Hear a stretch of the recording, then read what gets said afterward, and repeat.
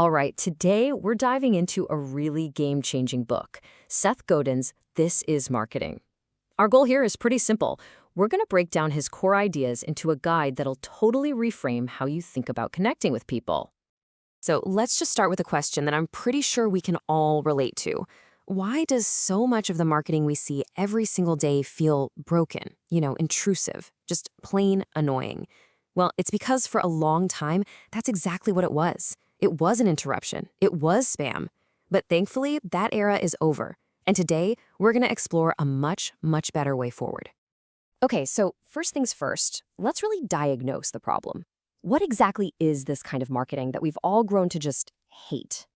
For decades, right, the playbook was super simple. Buy a bunch of ads, interrupt as many people as you possibly can, and just shout your message from the rooftops. That was the whole game, the era of the mass market. But let's be real. In the world we live in now, with infinite choices and practically zero attention span, just shouting louder than the next guy, it's a losing game. It just doesn't work anymore. And this really shows the fundamental shift we're talking about. We are moving away from that old model, the one built on selfish interruption and trying to appeal to absolutely everyone. The new way? It's all about earning permission. It's about being generous, being empathetic, and providing a real service to a very specific group of people. So, okay, if the old map is completely useless, what's our new compass? Well, it boils down to one single incredibly powerful idea: empathy.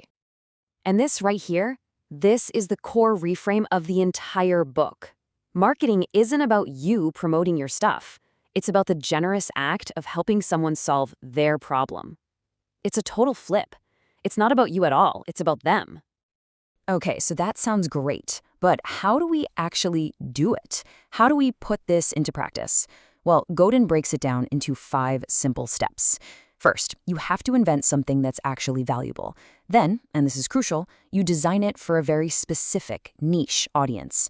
After that, you tell a story that really clicks with their aspirations and their worldview. Step 4, you spread the word. And finally, and this is maybe the most important part, you just keep showing up consistently to build that real, lasting trust. And see, this all brings us right back to that core idea. You literally can't do any of those 5 steps well if you don't start with empathy. It's about having the humility, the curiosity to truly understand the dreams, the fears, the whole worldview of the people you're trying to serve. All right, now let's get tactical. How does this whole philosophy actually translate into a strategy? Because this next part, this might be the most counterintuitive and honestly the most powerful idea in the entire book. Did you catch that? The emphasis is on smallest, not biggest. The goal is not to reach everyone. It's to find the smallest possible group of people you need to connect with to make it all worthwhile. And here's the crazy part. That intense focus is what paradoxically unlocks your real growth. I absolutely love this metaphor. It's just so perfect. Trying to reach everyone, that's like trying to color the entire ocean purple with one bucket of dye. You spend a ton of energy, a ton of money, and you have absolutely zero impact. So instead, focus on a swimming pool. Find a small, defined group where your efforts can make a real, visible change. That is where the magic happens. And you know what this means, right? It means you have to be brave. Brave enough to actually say, hey, this isn't for you, to all the people outside that swimming pool. Godin's a bit more blunt. He says, shun the non-believers. Your job isn't to cater to the masses. It's to serve the specific community, the people who really get and love your mission. That kind of focus is what builds a true tribe. And look, this isn't just some abstract theory. Take the Open Heart Project. It's a perfect real-world example. They didn't try to go after everyone interested in wellness. No way. They found their smallest viable market, their swimming pool, and they just poured all their energy into serving that small, devoted audience. They built trust by showing up consistently, and guess what? It thrived. Okay, so you found your swimming pool. Now what? How do you actually create change within that community? Godin points to 3 key levers you can pull: stories, trust, and a little something he calls tension. This quote really gets to the heart of it all, doesn't it? We think we're selling a product or a service, but we're not. People don't want what you make. They want what it will make them feel. We're selling feelings like connection or status or just peace of mind. Your product, that's just the souvenir they get to take home from that emotional journey you've created. And then there is trust.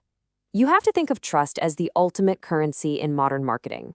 It's not something you can buy with a clever slogan. Nope. It's earned slowly through your actions over time. We remember what you did long after we've forgotten what you said.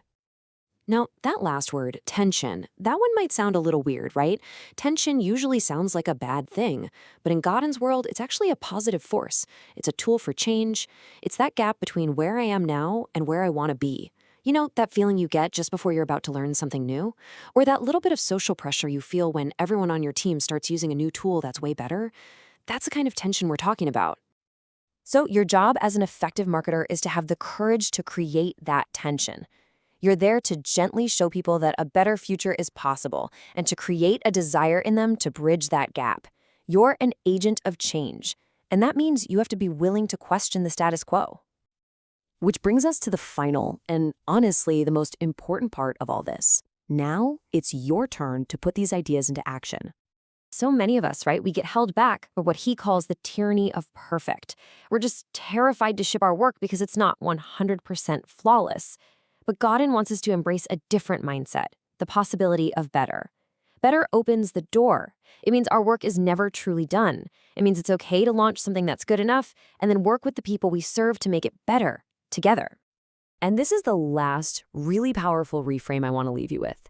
If you've actually done the work, if you've built something valuable that can help someone's problem, then hiding it isn't humble. It's actually selfish. By hesitating, you're basically stealing a valuable solution from the very people who need it most. So we kind of end where we started, but now the question is for you. Because at the end of the day, marketing isn't about logos or fancy ads. It's about making change happen. So the real question is, what change are you trying to make? And who are you trying to make it for? That's the work that really, truly matters.